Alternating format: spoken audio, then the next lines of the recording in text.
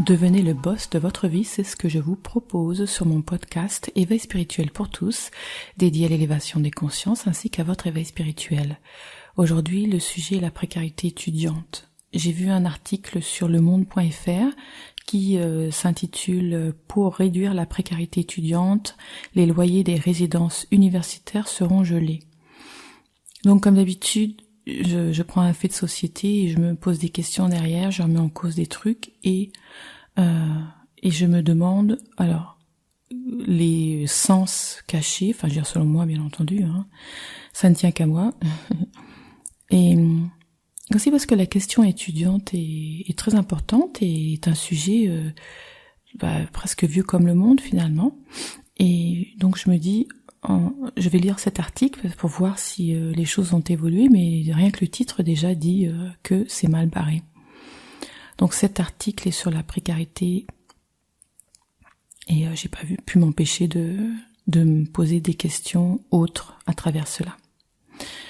Ce podcast de l'éveil spirituel est pour sortir du conditionnement en se posant des questions. On a l'habitude de voir des sujets d'actualité et finalement ça nous fait plus aucun effet, et donc du coup on risque pas de réfléchir, genre comme d'habitude la précarité dans tous les sens, chez les étudiants, chez les femmes, chez les ci, chez les ça, enfin c'est toujours les mêmes sujets et du coup apparemment on n'avance pas, c'est toujours les mêmes sujets, donc on reste toujours, donc il faut se poser la question, est-ce qu'il y a vraiment un désir que les choses s'arrangent, parce qu'on dit toujours on nous donne les mauvaises nouvelles, mais à ce niveau-là, ça ne bouge pas. Donc, qu'est-ce qui se passe ? Je me suis posé la question, déjà, 1. Comment geler les loyers peut réduire la précarité ? Geler, ça veut dire ça n'augmente pas, ça ne baisse pas. Je pense qu'il faut les baisser pour que ça ait un impact sur la précarité.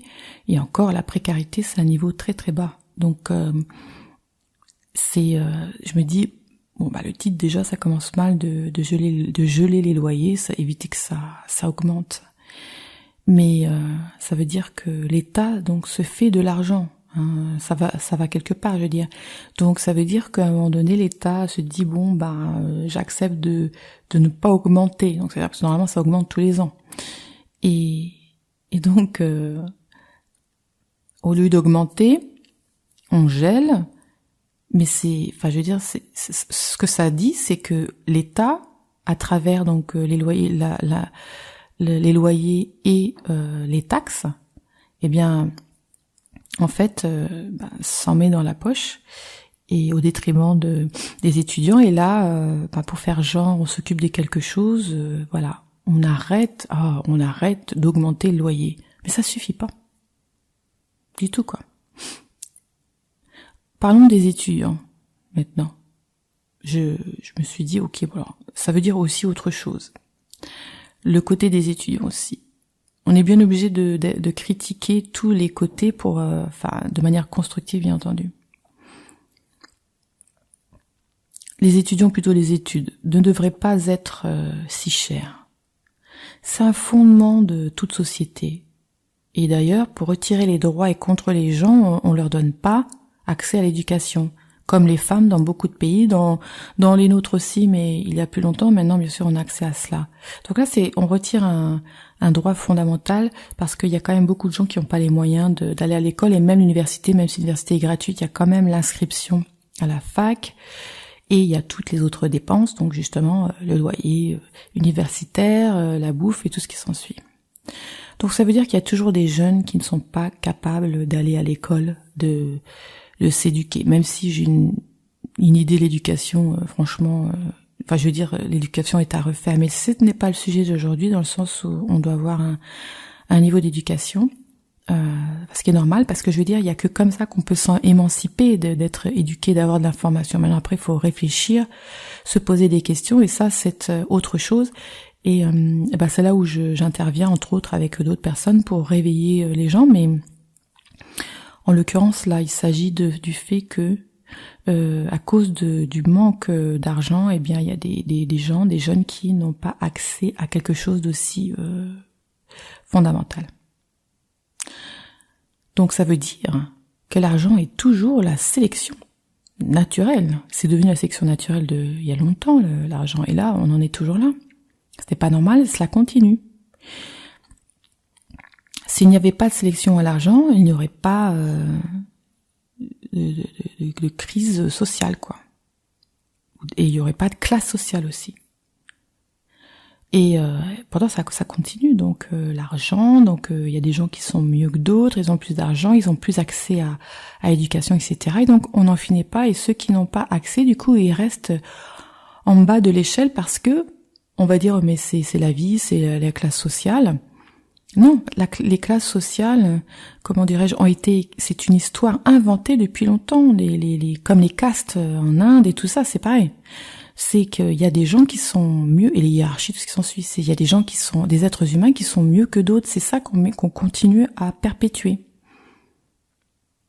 Il y a des gens qui sont plus hauts que d'autres. Voilà. Donc, on continue dans la séparation. Et donc, il y a aussi, bien entendu, une faute des étudiants eux-mêmes, parce que je ne vais pas non plus tout mettre dans le même sens. Mais c'est parce que c'est on est tellement endormi qu'on ne réfléchit pas, on suit le troupeau, et c'est pour ça qu'on va à notre perte. Les étudiants, ils courent vers l'endettement, parce qu'en fait, il y a des écoles, parce que tout le monde ne va pas à la fac, parce qu'il n'y a pas forcément ce qu'il faut en matière de ce qu'on veut étudier, donc il y a les écoles. Alors les écoles, ça coûte très très cher, surtout en France, l'éducation, pas que en France, mais je regarde les écoles je parle pas d'écoles qui sont, comment dirais-je, reconnues par l'État, mais plus tard, quand on est adulte, on fait des études, on étudie, je veux dire, des sujets parce qu'on veut changer de métier ou quoi que ce soit. Et quand je vois le coût des trucs, je me dis voilà, c'est normal, il y en a plein qui peuvent pas se permettre de changer de route et d'avoir une meilleure vie parce qu'ils peuvent pas se le permettre. Donc les étudiants s'endettent, et ils y vont parce qu'en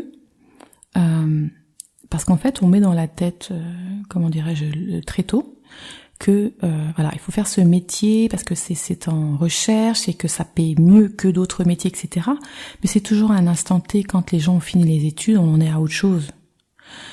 Mais même si c'est le cas, qu'importe, je veux dire, comment on fait, et je l'ai fait aussi, c'est d'aller dans une branche qui est susceptible de ramener plus d'argent qu'une autre, sans penser à ce qu'on veut vraiment. Non, c'est juste par rapport à l'argent, quoi, le chèque.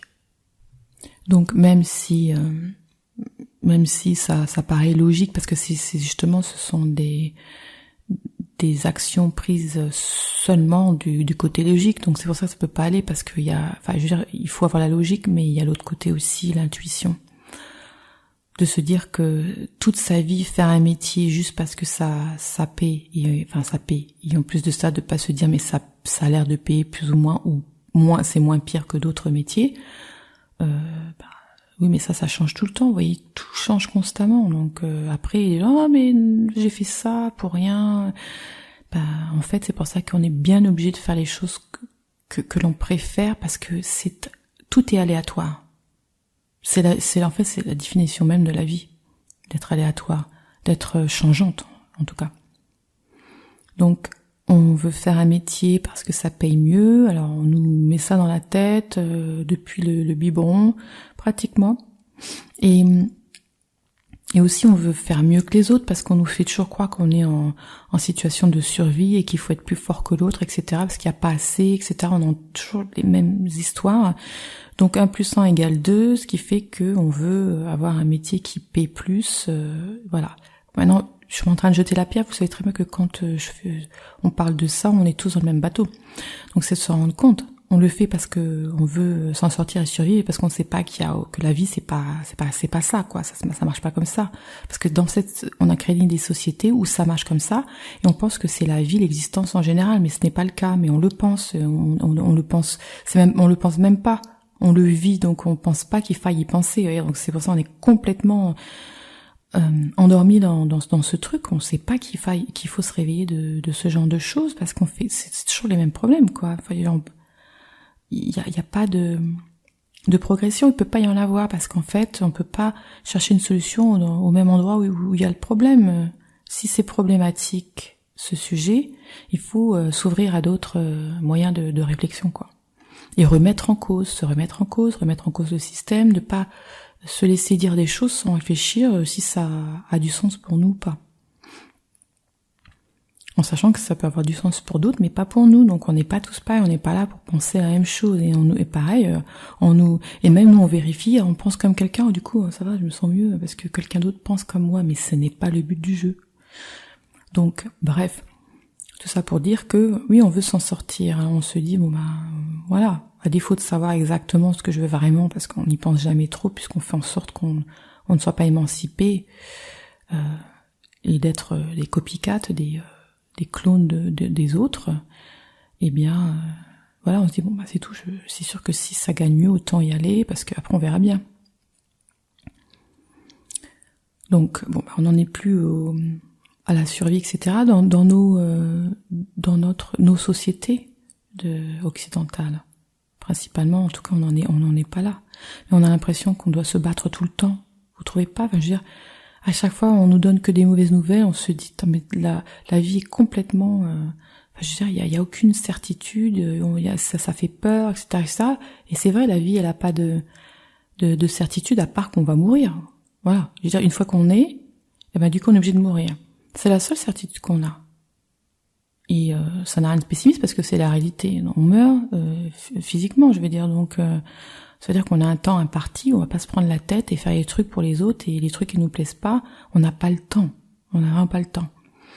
Donc, avant qu'on meure, il faut essayer de se rendre compte de certaines choses. Donc, on souffre beaucoup, les étudiants souffrent énormément du conditionnement. Et donc font les choses par rapport à ça, et du coup ça ne convient pas. Et du coup, je veux dire, quand on est endetté dès qu'on est jeune comme ça, ensuite il y a d'autres endettements quand on veut acheter une maison, parce que la société aussi dit qu'il faut ça, sinon voilà, et puis on veut se protéger, etc., etc. On a énormément d'embûches dues au conditionnement, d'où l'intérêt de se réveiller pour voir la réalité en face, quoi. Alors je sais, c'est que des exemples, les maisons, etc. Je dis pas qu'il faille pas de maison, il faut bien un endroit pour... Mais ce qu'on veut, c'est toujours disproportionné par rapport à ce dont on a vraiment besoin. Bon, pour revenir à l'éducation et à l'école en tout cas, on nous dirige donc vers des métiers avec bon salaire avant de se demander si c'est ce que nous aimerions faire, Donc finalement, la raison avant le cœur et la logique avant la créativité. Et donc du coup, les jeunes s'endettent pour des écoles privées parce que on a envie d'avoir du choix, etc. Donc c'est normal. Mais vu le prix que ça a, eh bien, on est endetté à vie. Et parfois, on mange des pâtes tous les jours, ce qu'il y a de moins cher, parce que pour cet idéal qui est quelque part dans notre cerveau. Et on se dit, oui, c'est ça que je veux atteindre. Et quand on a atteint quelque chose, on en revient, on se dit, tout ça pour ça, et maintenant je suis endettée, comment je vais faire pour m'acheter ce dont j'ai besoin, quoi. Mais on le fait, ces écoles privées, parce que, regardez, il y a un standard plus haut, donc les parents seraient fiers, tout le monde serait fier, et moi je suis fière de moi-même, je suis mieux que les autres. Vous voyez, c'est vraiment... on veut faire une école plus standard que d'autres, que plus haut standard, parce que ça nous valorise plus et aux yeux des autres. Et on pense que ça nous donne une chance supplémentaire de trouver un boulot, alors que pas du tout. Peut-être à un moment donné, la génération d'avant, la mienne, ou mes parents, c'était plus facile de trouver du boulot, il n'y avait pas tout ce bazar. Donc on pouvait toujours faire les malins, dire je suis mieux que les autres, et faire une école et se dire tu vois, c'est parce que tu fais une école, t'as un boulot. Non, parce que tout le monde avait du boulot, à n'importe quel niveau. Ça fait longtemps que c'est plus le cas. Moi, depuis que je suis née, pratiquement, on me dit, c'est l'horreur, il n'y a pas de boulot, etc. Et donc les choses empirent avec cette nouvelle génération et celle qui vient après. Donc nous, on n'a pas connu, ces moments roses. Mais maintenant, je veux dire, avoir des diplômes et trop de diplômes, du coup, au contraire, il y a même des jeunes qui doivent cacher qu'ils ont des diplômes parce que, comme ça coûte trop cher à payer, du coup, on est obligé Donc, ça sert à rien de faire cela. Ou alors, il faut étudier vraiment quelque chose que l'on désire parce qu'on le désire, pas parce que ça va nous apporter quelque chose de matériel. Et bon, quand on peut voir que l'ego entre énormément en jeu, et automatiquement, donc ça veut dire que on s'endette énormément. On se met dans un collimateur des banques, je vous dis pas, pour une idée future qui n'est même pas là, pour un prestige ça ne fait rien, un prestige, ça ne rend pas heureux. Les gens qui ont beaucoup d'argent, et c'est déjà assez rare, alors je sais pas pourquoi est-ce qu'on veut tous faire pareil, et qui ont ces prestiges, qui ont un ego aussi démesuré, ils ne sont pas heureux. Sinon, il y aurait pas des milliardaires qui se suicident, ou pas besoin d'être milliardaires, mais qui ont vraiment tout. C'est pas ça la vie, quoi. C'est pas ça qui va rendre heureux. On pense que nous, si on saura mieux, on va pas se suicider si on a plein d'argent. Quelle idée. Comment ça se fait que les gens sont pas heureux avec plein d'argent? Parce que quand ils se rendent compte, on tombe de bas. Quand on a réussi à obtenir ce truc matériel, même si c'est une maison, il y en a, c'est toute une vie pour acheter une maison. Et ensuite, ils se suicident parce que, du coup, ils sont toujours pas heureux. Ils ont galéré pendant 20 ans, 30 ans en ayant ce truc qui les a gardés en survie, oui, de cette maison ou ce truc ou cet argent ou je sais pas quoi, ou ce terrain. Et une fois qu'ils l'ont, merde. Donc, je vous souhaite d'avoir ce genre de choses très très rapidement pour que vous puissiez en revenir rapidement et passer à la vraie vie, quoi. Mais bon, en attendant, on galère, donc de l'école à la retraite, à la maison de retraite. La maison de retraite qui coûte aussi la peau des fesses. Donc il y en a qui s'endettent aussi pour mettre de côté pour la maison de retraite, etc. Donc on n'en finit pas, on est dans une prison, vous voyez bien, tout est fait pour qu'on crache.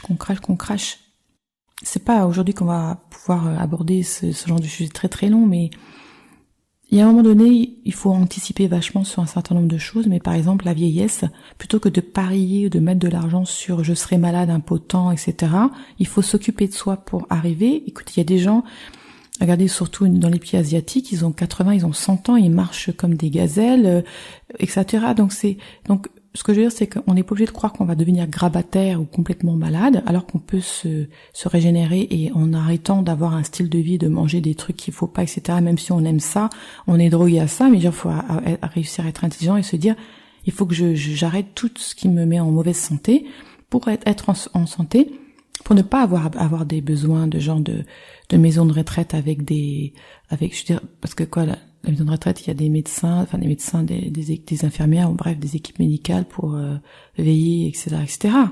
Maintenant, je pense que c'est comme, il faut pas penser comme ça. Mais bon, ce n'est pas le sujet d'aujourd'hui, comme je le dirais. D'ailleurs, c'est un sujet à voir en podcast aussi.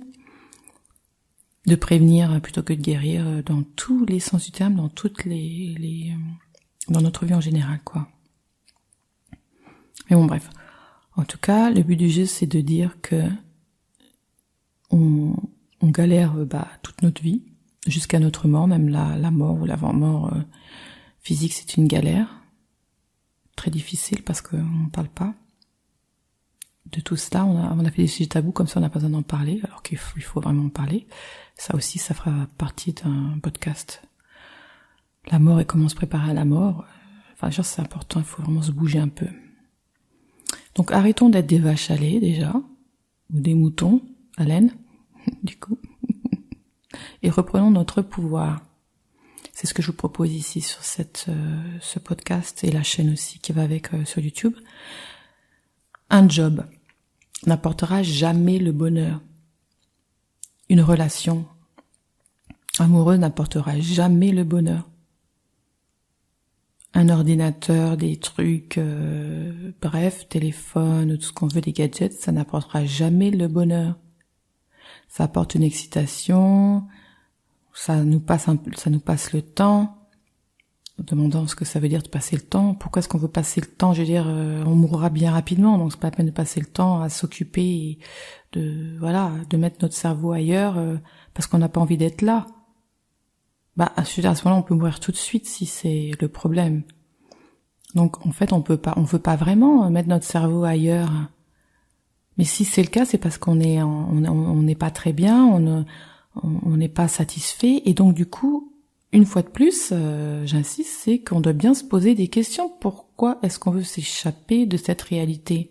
Parce qu'elle ne nous convient pas. Alors pourquoi est-ce qu'on ne peut pas réfléchir à faire des choses qui font qu'elles nous conviennent plus? Parce que sinon, s'endormir pendant qu'on est vivant, ça sert à rien. Parce qu'après, une fois qu'on est mort, de toute façon, on dormira entre guillemets. Bien sûr qu'on dort pas, mais dans le sens, vous voyez, on sera pas là. Donc du coup, on a envie d'être là dans cette vie parce qu'on a la possibilité de savoir qu'on est là. Après, au-delà de ça, on ne sait plus, on n'a plus cette conscience on peut pas refléter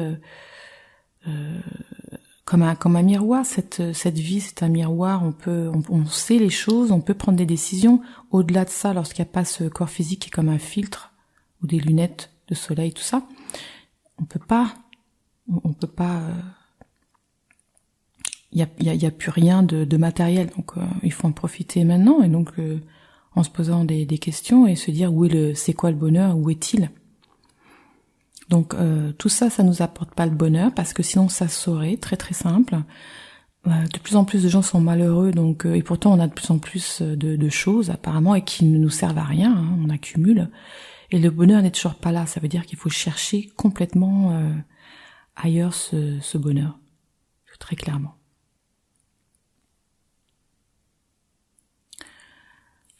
Donc arrêtons d'être des vaches à lait, ça me semble très très important. C'est vraiment pour moi, je vous dis, nous sommes des moutons, on suit les choses sans se poser de questions, on se tape la tête contre les murs, ça fait mal et on se demande mais pourquoi ça fait mal? Voilà, mais après c'est tout, on arrête la réflexion là et on se pose pas des questions profondes et que faire pour arrêter que ça fasse mal? Et donc dans cette vie, plus on place la barre haut des possessions, des titres, des privilèges et tout ce que vous voulez, plus on souffre. Car plus cet objectif est difficile à réaliser, non seulement ça, mais aussi parce qu'en fait, il y a la difficulté de garder ce truc-là. Donc on passe son temps à être stressé. Donc c'est vrai que être étudiant, à un moment donné, on est étudiant, on pense faire la bonne chose, on ne sait pas à quoi réellement faire.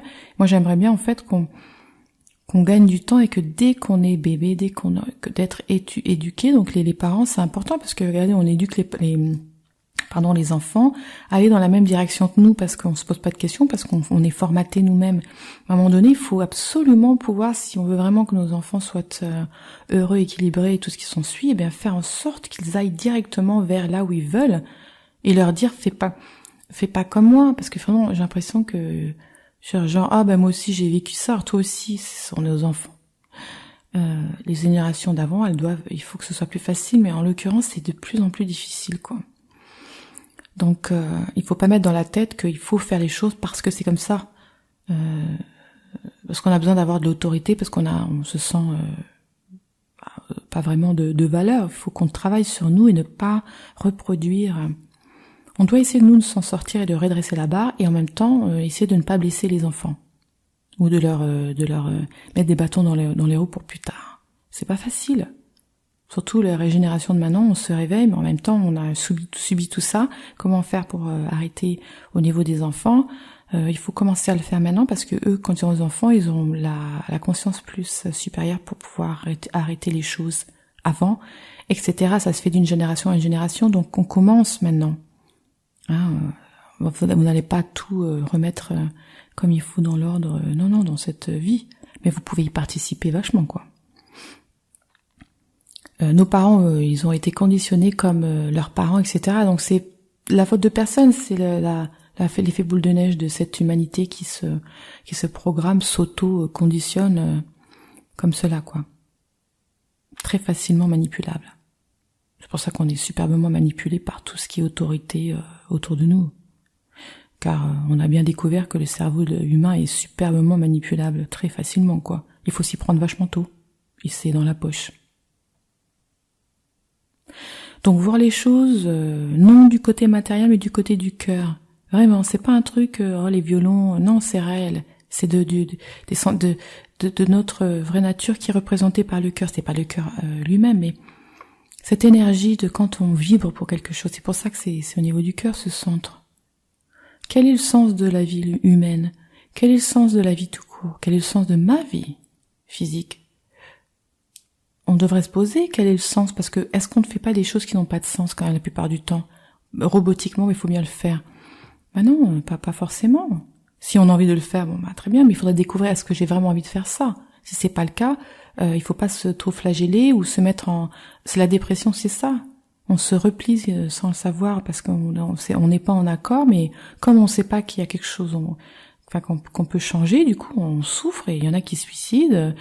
Voilà, mais la dépression, ça permet de se dire mais il y a des questions à se poser, ça ne va pas, je me sens pas en phase, donc je dois me réveiller et qu'est-ce qui se passe, quoi.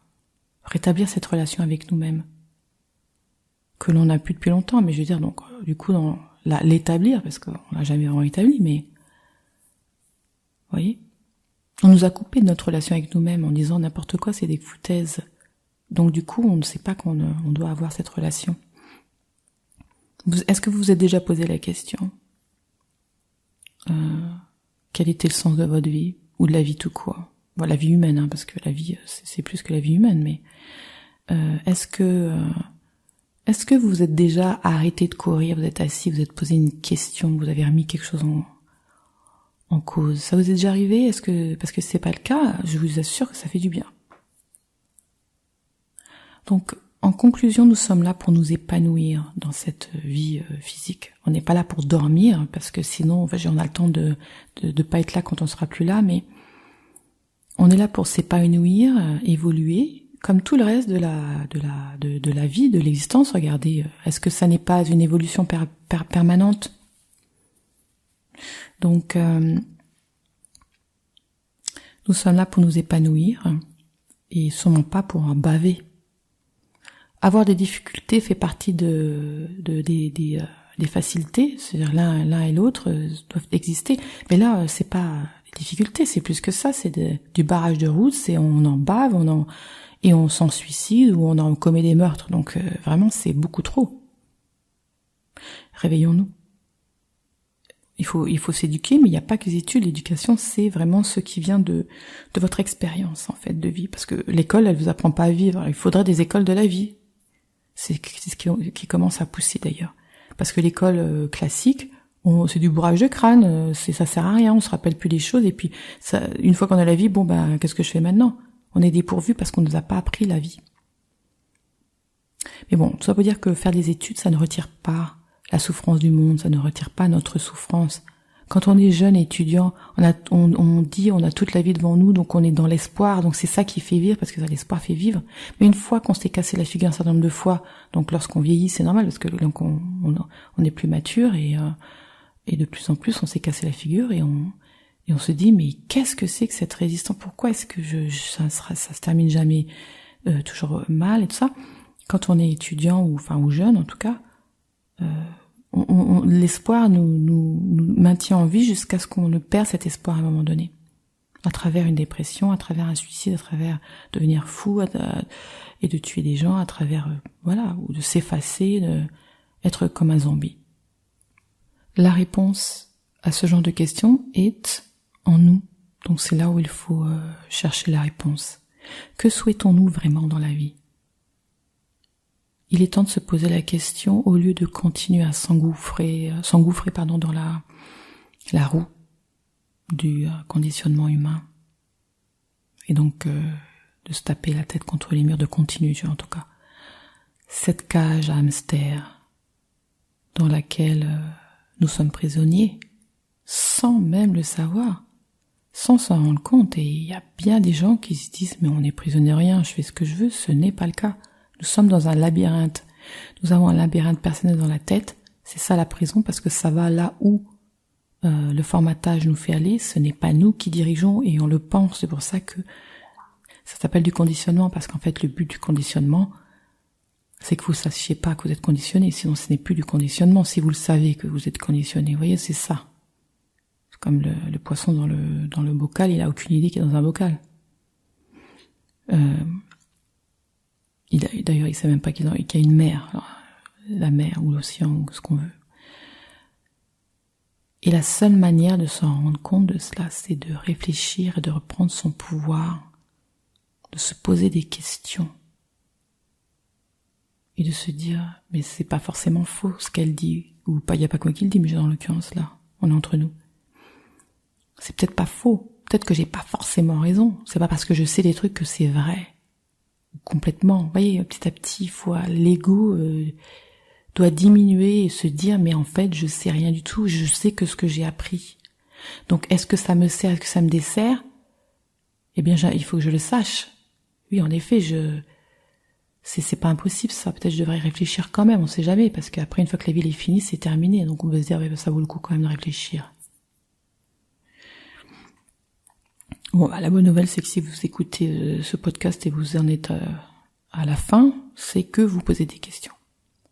C'est petit à petit. Je peux pas vous dire, je suis pas là pour vous dire remettez tout en cause du jour au lendemain, etc. Parce que moi, je me suis réveillée, donc progressivement les choses ont changé, etc.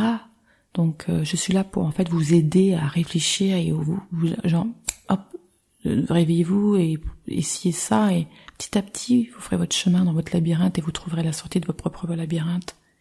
C'est ça que je souhaite tellement pour vous et pour l'humanité entière, hein, et vraiment, imaginez le temps qu'on gagne et on a le droit d'être heureux et bien, et on peut, mais il faut vraiment se réveiller parce qu'on est dans un système et ça fait tellement longtemps, depuis la nuit des temps, vous imaginez-vous ce qu'il faut défaire. Donc s'endetter à vie, il faut arrêter, c'est de la cage de hamster ça. Hein, s'endetter à vie, être malheureux puis mourir, eh ben dites-moi où est l'intérêt, quoi. Donc est-ce que ça vaut pas le coup de se poser des questions? Eh ben moi je vous le demande. J'espère que vous avez apprécié ce podcast et je vous dis à très très bientôt. Passez une excellente semaine. N'oubliez pas, vous êtes le corps, l'esprit et la conscience. Vous avez toujours rêvé de prendre en charge votre vie et d'être libre? Alors abonnez-vous à ma chaîne car je prépare tous les outils nécessaires pour que vous puissiez devenir le boss de votre vie.